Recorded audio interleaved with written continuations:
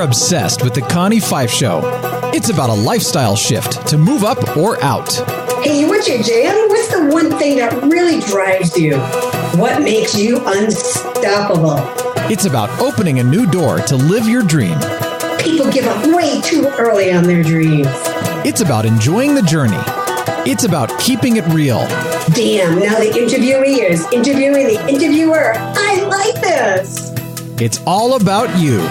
I knew there was something else I wanted to do. Stop taking shit so seriously. Y'all can do this. Take an outrageous look at life and laugh. This is the Connie Pheiff Show.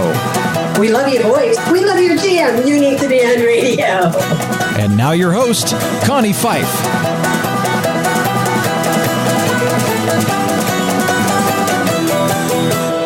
Well, hello, and you're listening to The Connie Pheiff Show, and I'm Connie Pheiff, your unstoppable diva, and also the founder of the Talent Concierge.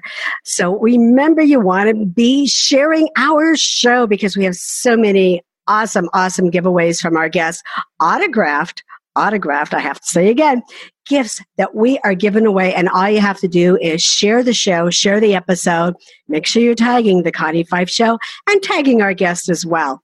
And like every week, we bring phenomenal guests to the show. And the reason that we're doing it because of you, our loyal listeners. You come back time and time again because you want to learn how to turn your business success into fame, turn it into a thriving business.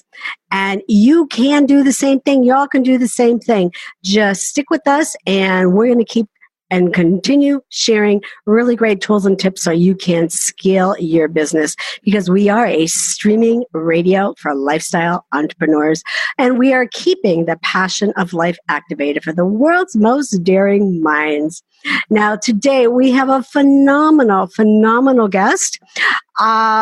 Really interesting story. We were talking a little bit before the show started, and some really interesting things have happened to him lately that really sidetracked us off into a conversation about healthcare for entrepreneurs. So we're going to touch on that a little bit as well. But what we're really going to be talking about today is the one factor that separate great teams from all the rest. So wouldn't you love just to have a great team, a high-performing team? Well, we got all of those tips and tricks here for you today. So let me introduce to you our guest, who is a Chief Performance Officer and runner. And we'll talk a little bit more about that, but his name is Jason Treus. Jason, welcome to the Connie Pheiff Show. Hey, thanks for having me on the show and speaking to your fantastic tribe. I am so thrilled you're here, and we have awesome listeners. I love our listeners. I really do. They're always writing in, asking questions about business, about being a lifestyle entrepreneur. And if I can, let me just define the difference between a lifestyle entrepreneur and an entrepreneur. That question came up several times this past week in some emails and notes that I had. And I happened to be on a show recently with Eddie Turner, who was interviewing me, and he had asked that same question. So I want to be clear on that. So I guess the best way to explain the difference, and Jason, you can help me out too, is a lifestyle entrepreneur is basically someone that can pick up their tablet and say, I'm off. I'm going to go work in New York. I'm going to go work in LA. I'm going to go work on the beach. I can live where I want to live. I could work with the people that I want to be working with. I don't need to be worrying about that brick and mortar. I'm off. I can go. Where an entrepreneur, a little bit of definition is, it's their lifestyle, it's their freedom, but also they may have that brick and mortar.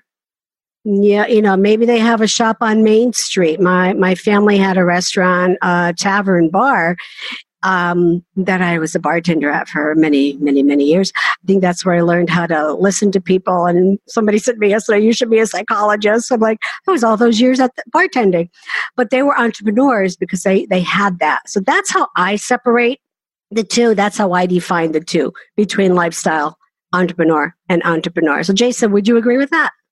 Yeah, I think that's a pretty fair assessment. I think people who a lifestyle thing. I want to have more flexibility in their location and more location independent.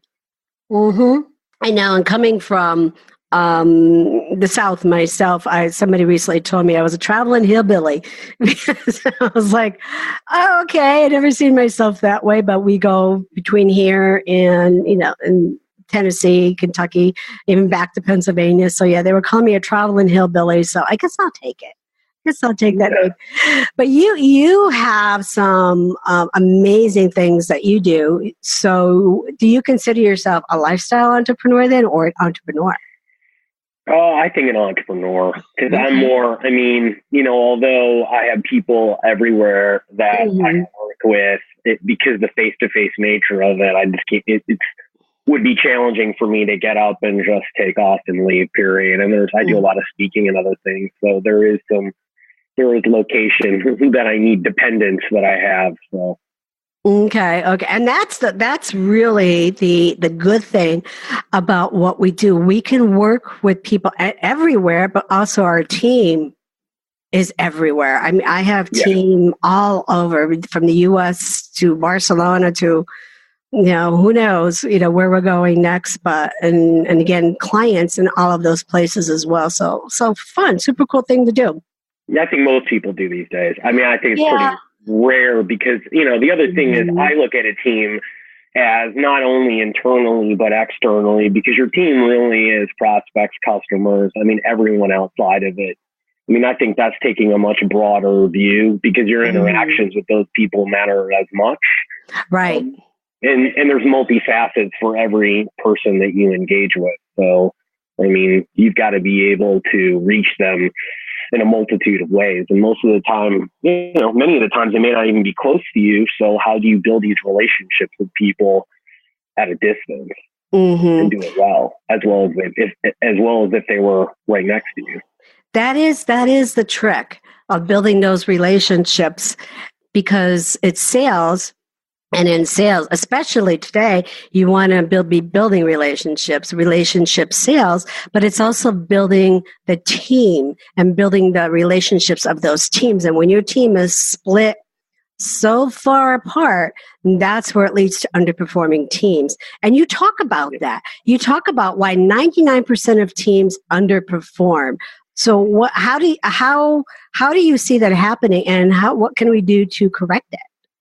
Well, I think the challenge is that when you are starting to work with an individual or individuals, right, in a team, you've got to build a really solid foundation and really understand how to do that, because people often don't put in that initial work. And that causes a lot of the challenges, and it takes so much longer to build those relationships over time, right? And an example would be, think to yourself and everyone out there, everyone's met someone within 5 or 10 minutes and felt like they've known them their entire life or known them really well. Right. Well, you essentially used vulnerability and shared things and shared back and forth much more than you normally do. And you built up trust.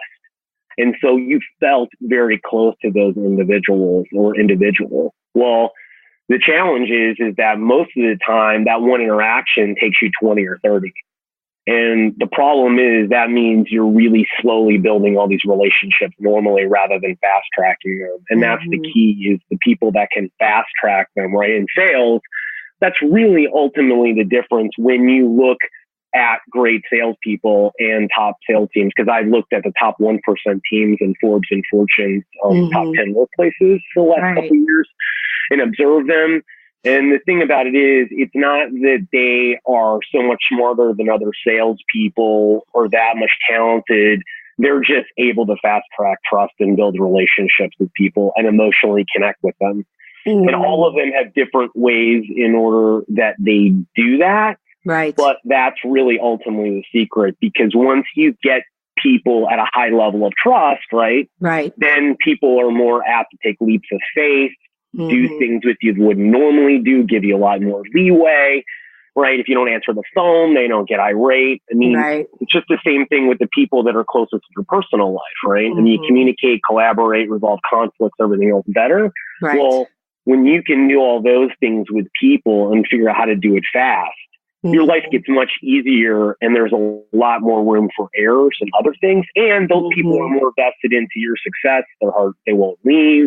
Retention, I mean, it's everything else. And that even goes for people who are people that work for you on like a contract basis, right? Yeah. That you hire yourself. Right. You're going to get the best out of them. And so you've got to think through, how do you build that foundational layer? Because the problem is if you don't, then you're missing a key component. And then it just takes a really long time of working with people before you trust them and are vulnerable with them and start sharing, right? And that's where the challenge comes in for most people. They're doing it back asswards. They're waiting to trust them before they're vulnerable, instead of being vulnerable from the start and building a trust. Right. You have to learn from that one interaction that they felt really close to a complete stranger instantly. That's an anomaly where if they can figure out how to do that with every interaction you had, that's how people who are building great teams and building great relationships, that's in essence what they do. And they do that through self-disclosure, right? By sharing. Well, how important is it? Because we're talking about teams and people coming together, and people are people. Sometimes it's like, oh my God, people are people. But how do you bring the diversity of the people together in a team? How do you interact those personalities? I mean, what's your take on that? What's your suggestion on how to build a team, especially when you're bringing in that diversity into that team? Well, I think a lot of times the challenge is that we look for people like us, that we feel most comfortable, because we feel like if they're like us, they understand us and know us. Right. So our brains, you probably heard, are wired for survival. So what happens is they're wired for negativity. So they're wired to see differences to keep us safe. Well, the problem is that we look at other people that are not like us or don't feel like us or we don't perceive like us, and we create these differences in our mind. They're all stories, right? And they're all made up and they're not true. Right. But that's what it is. And so then we don't get to know them as well and don't engage with them like we would the people we feel super comfortable with. And so you've got to make that realization that everyone around you is essentially the same, right? Everyone has struggles. Everyone's got their heart broken. Everyone's had loss. Everyone's doing all the same things, and we're all in the same boat. And once you start to do that, you're off to the start, because now you can actually start to get to know people more and try to find the similarities. And that is really the step one. If you don't, the problem is that you just will find yourself getting along with some people better than others for really no other reason than a fairy tale. And that's what happens on teams in general, right? They start off that way. You walk into a company, right? And the onboarding process doesn't have you sitting down with everyone in your team and giving them a user manual on your pet peeves, the things you like, how to communicate with you, right? Wouldn't that be fun if you did that? Here's my manual. Yeah. It's like dating. Here's my resume. Yeah, here's my manual. Read it, and now you'll understand about me and everyone. If you changed it, look how much further ahead that everyone would be. Well, the problem is that doesn't happen. And so then all of these other challenges start in because we don't create a process where we can do that and get to know people and to share our own experiences. And that's really where, when you do that, you get to know people on a much deeper level. And one of the things when I was doing research for the last couple of years, because one of the reasons I was starting to look at this is all my clients had teams, right? In some shape or form, right? So I wanted to find a fast track is how they can get higher performance, better collaboration and teamwork and communication, working with these people in the least amount of time. And, one of the things that I found, or a couple things, was one, I was looking at Google, and one of the research that they did was trying to figure out how do we build the highest performing teams globally, right? It's called Project Aristotle, and they did it for a couple-year research project. And what they ended up finding was there were no individual traits that made any of their high-performing teams globally. It was the social connection and social cohesion between people. And specifically psychological safety, which is the ability to speak up, share yourself, show up, get to know people on a deep level, feel like you can take risks with them and be okay, and just ask questions without getting your head bitten off, right? And right. those things seem made simple. It's actually very complex to do that inside of a group and to keep that going, right? And to keep it going. I think that's the challenge. Is to keep it going, and then of course, if you bring somebody new into the group, I want to just jump back really quick because you talk about personalities, bringing person in. So this question is coming from the person who's doing the hiring. So, like with me, when I'm hiring, I do look for my yin to my yang because I know what my strengths are, and I mean, I did study years ago, so I always look for the person opposite of me. And, to get to know who they are as a person. But I also do evaluation testing. So I'll do like a DISC profile or different, and I know there's other ones out there too. At one time, I was certified in 7 different ones. So do you suggest doing that as well? Doing testing and really having that type of background to evaluate somebody with? Or is it more from a personal feel-good type, I think if you find something that you think is helpful, right? I think in that you are going to institute in your organization, right? I think that can be helpful, right? To take a look at it.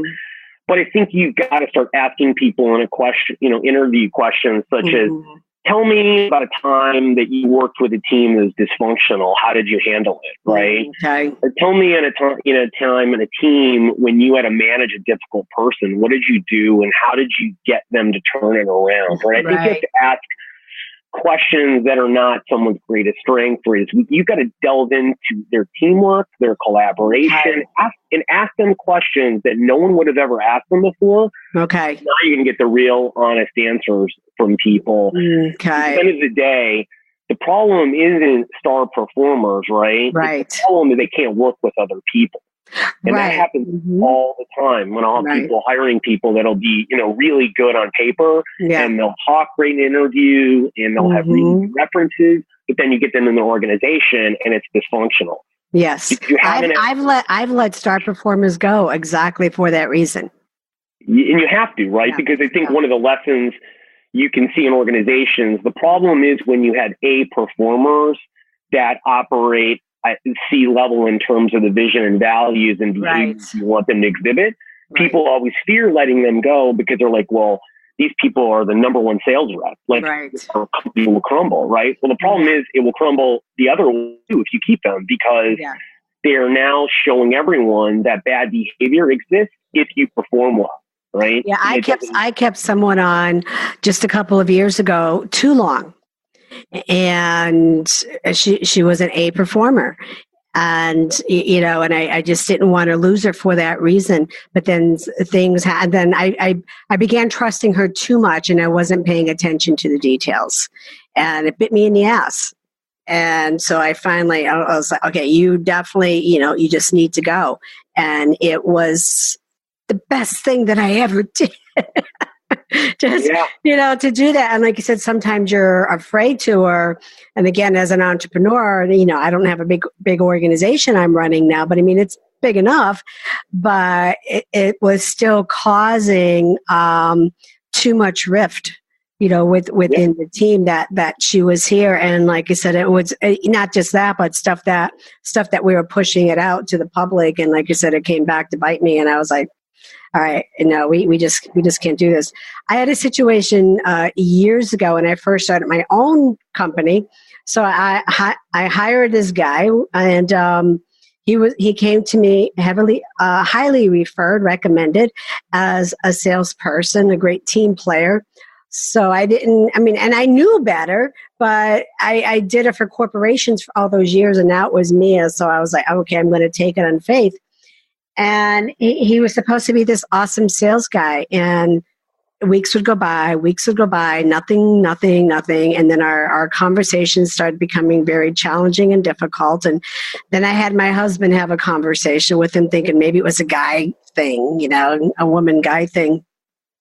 Same thing he said. And I finally let him go. But to find out, I did have him do a profile, a DISC profile. I pushed him And I said, okay, let me do the profile so I make sure I'm doing the right thing. Because we also had a contract, a 3-month contract. And if I let him out, then I was out of money. So I wanted to be careful that I wasn't losing any money. But he wasn't performing anyway.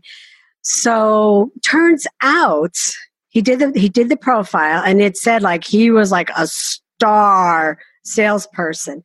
And I just kept, no, there is definitely a disconnect here. This is not, it turns out he had somebody else take the test for him.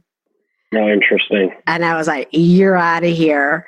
And I wasn't out money at all, so of course I was out money paying for my attorney to write the letter. But I thought, how interesting was that? So again, and like you said, even if without that test, if somebody still comes in, other people on the team could see right through it. So you want to That's why you got to ask. That's why you got to ask really probing questions and get to know people. Like you ask questions like, what's the biggest setback you've had in the last 5 years and how'd you handle it? Because resiliency, determination, all of these qualities, right? All the soft skills are the things that make great teams and great employees. Because if you look at the data, they've done tons and tons of research where they've compared where you've hired B players versus all-stars.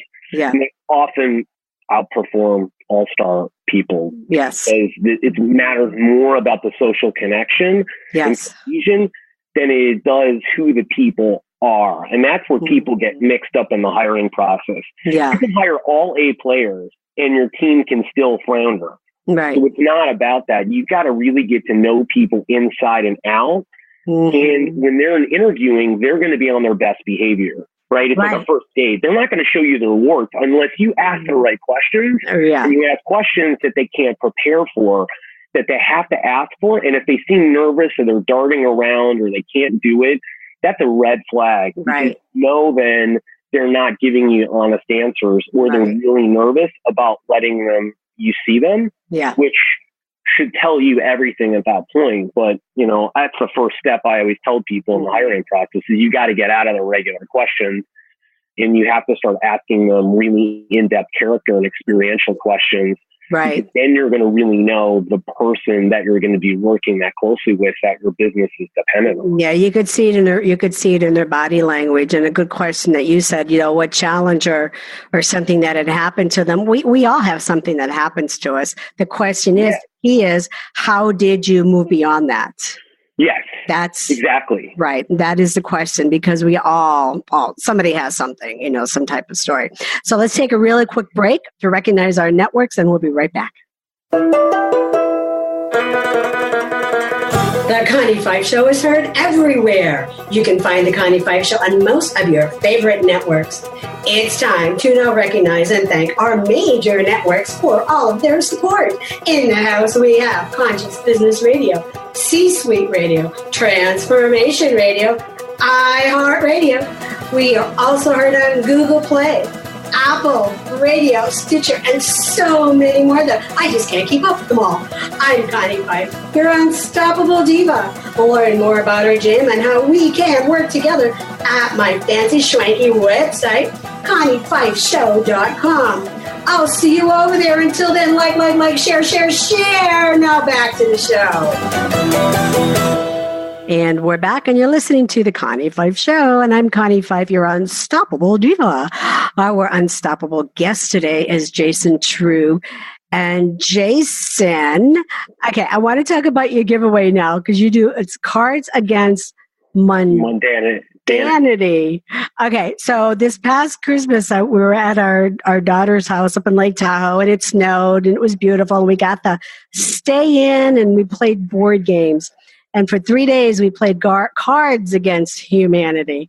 Yes. Oh, my God. Talk about straight talk. I was like, so what is Cards Against Mundanity? What is that? Well, one of the things that I found was then when you get people in a group to share, magical things happen. And I was looking through a research study by Professor Arthur Aaron. And this was when I was trying to figure out what game or what can I create for my own clients and other people to create really close relationships between one person or many virtually in the same room, however you want to put it together. And so I was looking at a study he did on interpersonal closeness, and it was helping people fall in love as well. Mm-hmm. And he did a study where he brought 54 grad students together. He paired them up. They were complete strangers, never seen each other.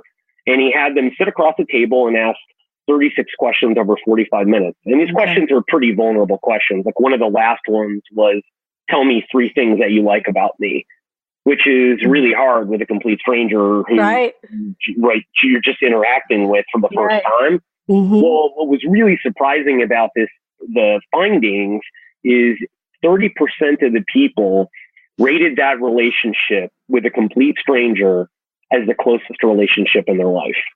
Wow. At 45 minutes. So, I mean, it's pretty surprising to think in 45 minutes you could create the closest relationship of your life. And he did it, dozens and dozens of times with other groups and bigger and everything else. And the results stayed about the same. And so I was like, well, this is really interesting. I'm not sure whether I believe this or not. Right. So I ended up getting an acquaintance of mine to get together a handful of friends, and ended up using his questions at first and played it for an hour and got through probably 13 of them. And I was like, people are sharing a lot of information. And I was like, well, I'm going to leave, and this is great. And people wouldn't let me leave, and they wanted to play the rest of the questions. So I had to sit there for 3 hours and play over dinner. Right. And way longer than I did. And it happened, 3 other times. And I thought to myself, well, if it happens 3 times in a row and essentially the same thing happens, there has to be something here where people were sharing. So I essentially created my own version of the questions, which were vulnerable. And I think they were more for a work setting. You can use them personally as well. Really, I mean, they're many interchangeable.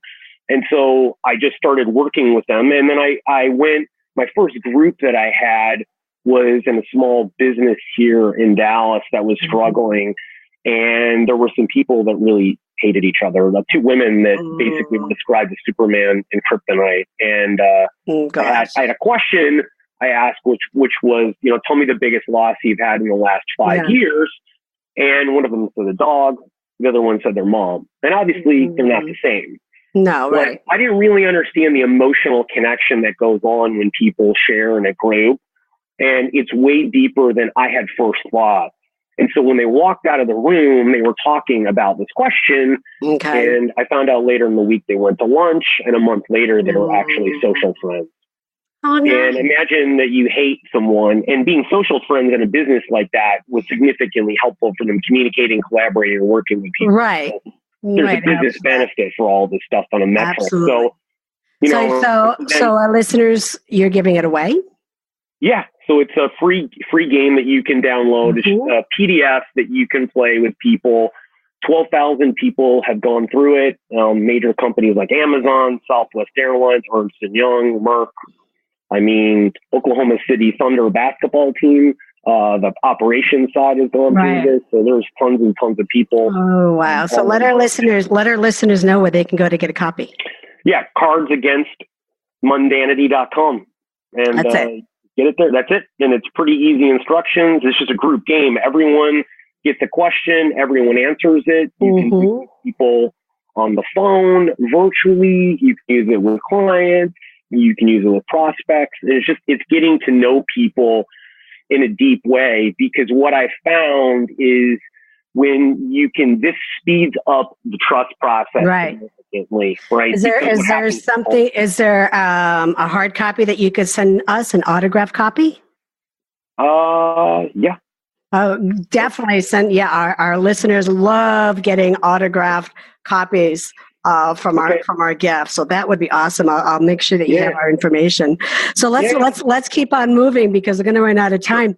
But I love talking to you. There's so much going on, but it's time for straight talk.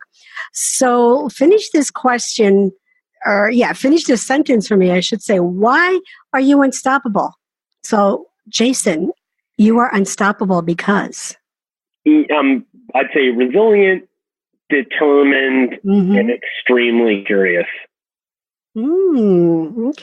Okay.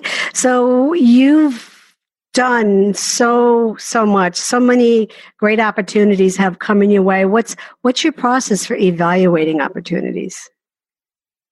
Part of it, I think, is doing a lot of research. It's to talk to other people, get feedback, and then ultimately you've got to go with your gut. I mean, I think you can make analytical choices on things, but a lot of it has to do with understanding human behavior. And then you got to test it out too, right? I mean, I try to test stuff out. So, for instance, as I was doing my TED Talk, which originally was a part of this game, my thought process is, well, it's great to do a TED Talk, but the problem now is that if you don't do a how-to speech, how do you apply it once the TED Talk finishes? Now you're left with just some high-level thing, and people are like, okay, well, tell me how to do that. Well, now you've got to refigure that out.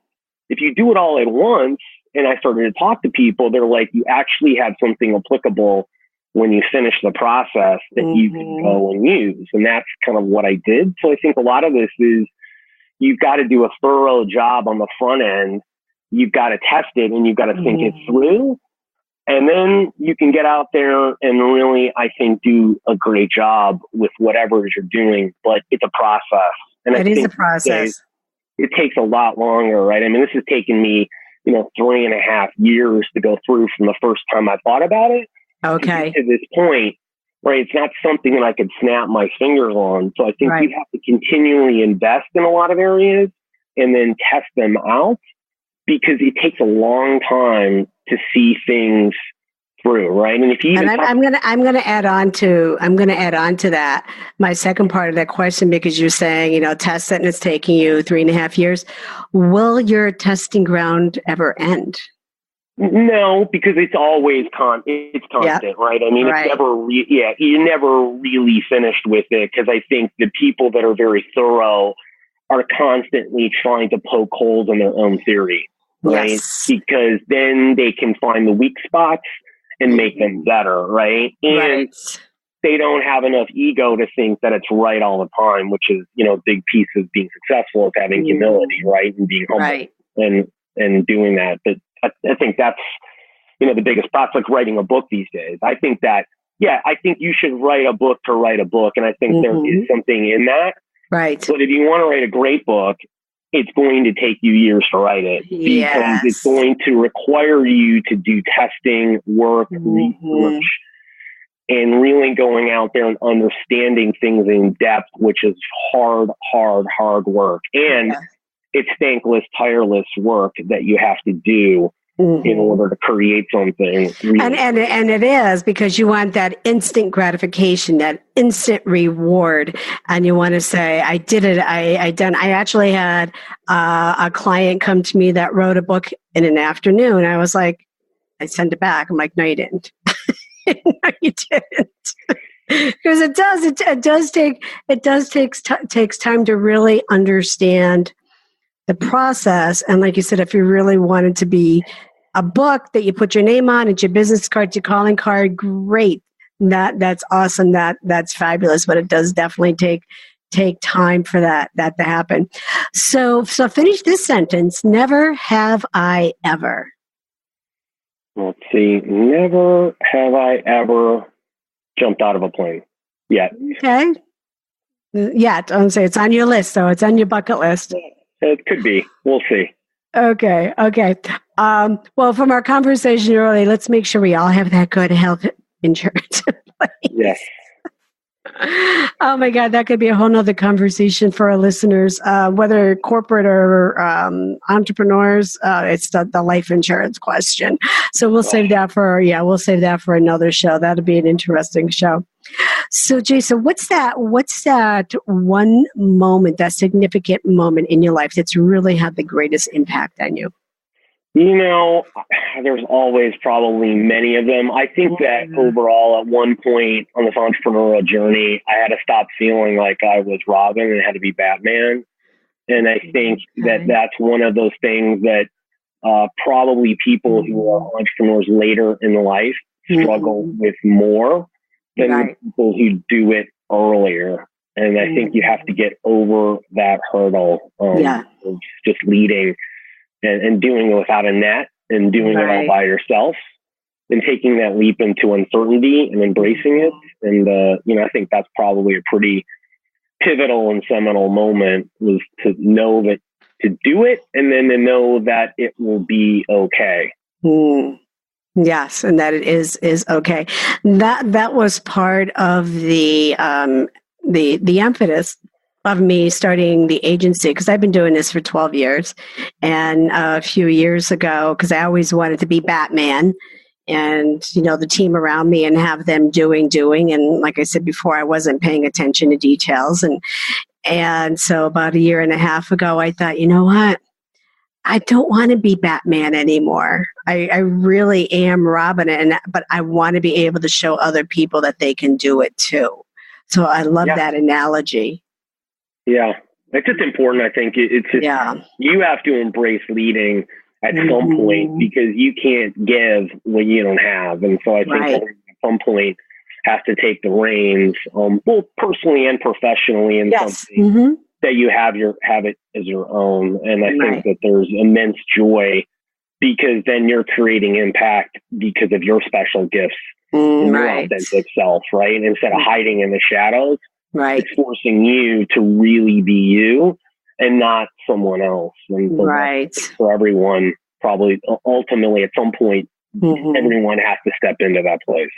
Absolutely. Absolutely. So when you're dirt, when you're gone, what do you want your legacy to be? That hopefully I've impacted some people in a positive way and really helped them create, a better life and ended up being like the best versions of themselves. And that way they'll impact other people, and it all kind of spreads. And I think, we all have immense impact. I think one of the things that is really interesting is probably about, I think over Christmas time, I ran into some people that I introduced randomly at a party probably 5 years ago, and I didn't even know them. I didn't know either of them very well. Right. And ended up getting married. And I didn't know that until I saw them, and then I had never seen them. And they thanked me, because without me, they wouldn't have gotten they would have connected. How sweet. And I think what happens is in our life is these things happen that we get out there and we put ourselves out there, and that's where the magic lies. And the problem is most of us don't get the feedback, because many times like that, if I would not have run into them randomly, you would have known. Right. How great, how gratifying it was for you. So what's next? Where do you go from here? So it's probably going to be another book, probably on the team building and probably on performance and something like self-awareness too, because that's another thing that I work on with a lot of people, is just the challenges, getting themselves out of their own way and their blind spots. So probably more of that, and just a lot more public speaking, and then we'll just kind of take it from there. So well, let our listeners know where they could find you, and again, get a copy of your game. Sure. It's at Jason, and then it's TREU.com. That's Jason, TREU.com. And you can get a copy of my game there too. And it's all free, and have fun. Great. Well, thanks for being here. And again, to all of our listeners, Jason Treus, everybody. Yay. All the cheers go crazy. But Jason, I'm thrilled that you are here. Love the work that you're doing. And again, thanks for being here. Thanks. Well, that's all we got for today. I love you guys. I love you. Thanks for being here. Thanks to all of our members and continuing to follow us each week, reaching out to me, letting me know what you're thinking about the show, sending in your questions, and suggesting other guests for this show. We are always looking for some awesome guests, just like Jason Treus, to be on our show. And make sure that you are sharing. I'm Connie Pheiff, recovering C-suite executive myself. And we continue today to move ideas forward and keep the passion of life activated. And if you want to be seen and heard, you need to be advertising on the Connie Pheiff Show. Just go over and visit ConniePheiffShow.com for all those details. So now a word from our advertisers, which is the ladies, better known as Jade and Walnona, the And We Thought Ladies. They are the publishers of the 25 hottest authors, artists, and advocates. And in their latest edition, I am their centerfold. And they're also working on a documentary that I'll be part of as well. But get yourself a copy of their latest publication at andwethought.com. And again, make sure you check out Talent Concierge. We just have the most fabulous fun. I'm going to say fabulous fun with all of the members of our agency that we represent. And we represent those who have had a successful career and they're finding themselves at the crossroad, and they're looking to scale and saying, where do I go from here? How do I build a successful business with what I got, what I already know? So give us a call. Check us out. Just head over to talentconcierge.co for those details.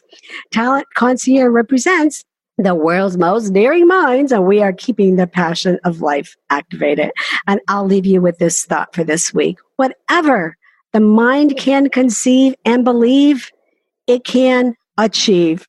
And that comes from Napoleon Hill. You're listening to The Connie Pheiff Show. And until next time, keep rocking it out and subscribe with us on iTunes, and make sure that you like us and love us. And thanks for being here. See you next time. Bye-bye.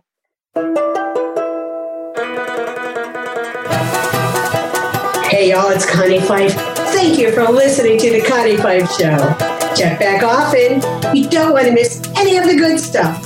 If you like what you hear and would like to be a guest on the show, head over to theconniefeifshow.com to apply. While you're there, check out our amazing advertising opportunities that will put you right in front of your perfect client. I will see you over there. Do yourself a favor this week.